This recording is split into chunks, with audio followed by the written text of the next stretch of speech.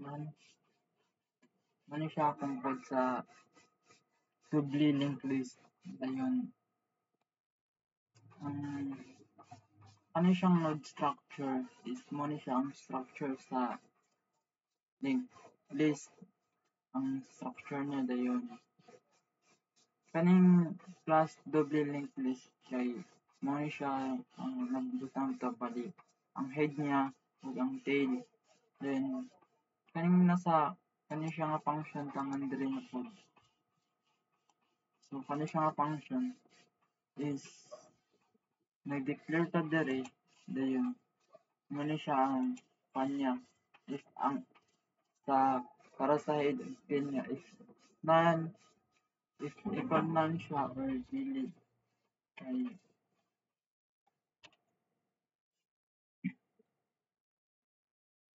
purpose ani niya kay mag-show siya ano siya kay mag-show siya sa menu dayon as if mag-ask ang mag-ask sa user kay naman siya like ano siya mag-push siya ug pop dayon mo siya ang function ani dayon ang pag-add og node sa end kay mo siya void post end value dayon new node if mag-pop ka or mag-add ka dayon if head null is empty is equal to empty then ang list niya kay is empty then head is equal to tail nodes equal dayon else niya kay if ang elements sa list kay tail then sunod na pod ang new node or ang sunod nga element imong butang dayon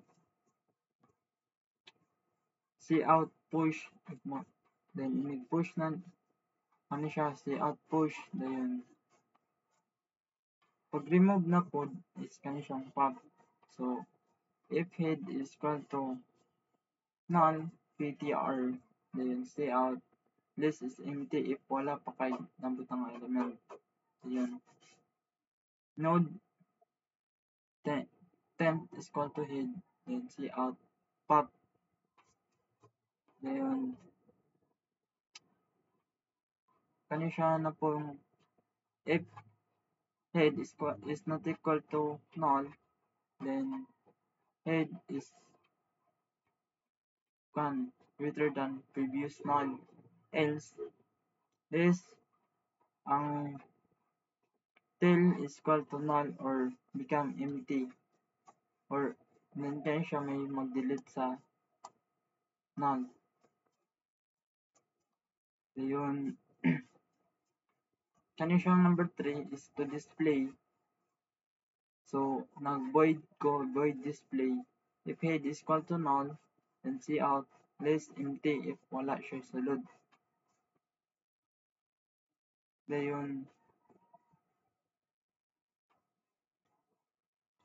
node current is equal to head cout current list katong ini display like butang diri dayon while ang current null if dayon mabutang din ang data magbutang sa data dayon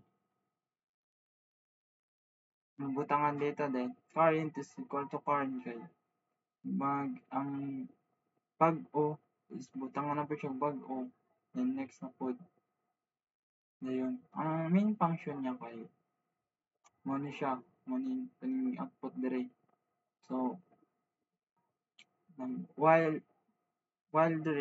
true ni siya ay pilion nimo 1 ba ang 1 kay push or add element then 2 is pop to remove elements dayon 3 is to display the list sa element then 3 is exit dayon kaya siyang interior choose kay mo ni siya dili ka makabutang dili ka maka-input dayon switch case na dayon diri so if mo pili ka ning like can enter value to push, then cn value, then less na dahil siya.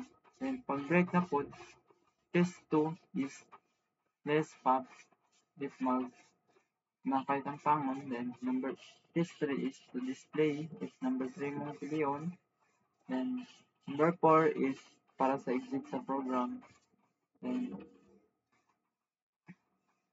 if wala kay di choice is try again or like enter lang mo.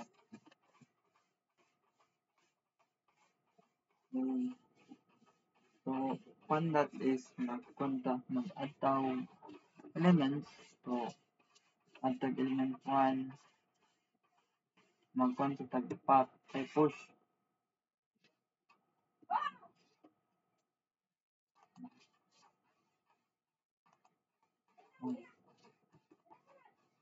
So value is 10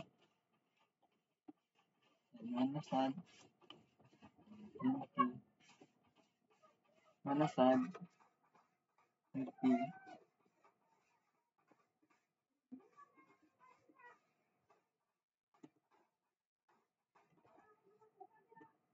manasad mag-push ta.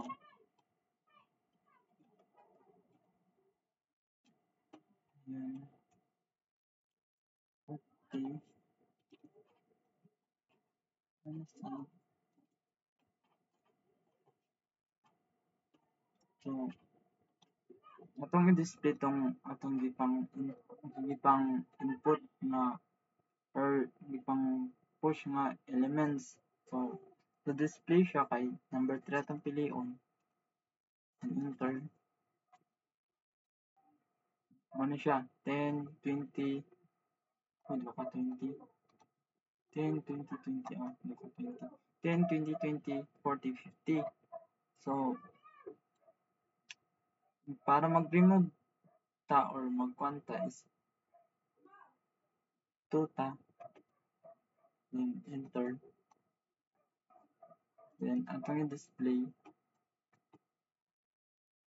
So mo na lang siya, wala lang na nabilin kani siya, wala na 10 kay atong gi-pop.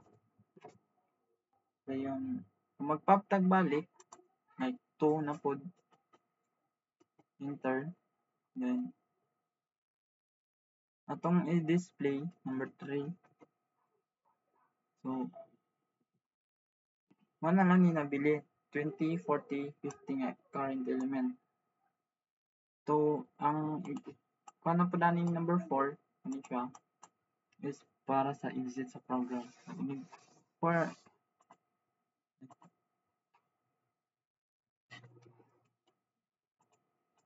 need for nimo. So ganun na lang. Code executed successfully. That's all. Thank you.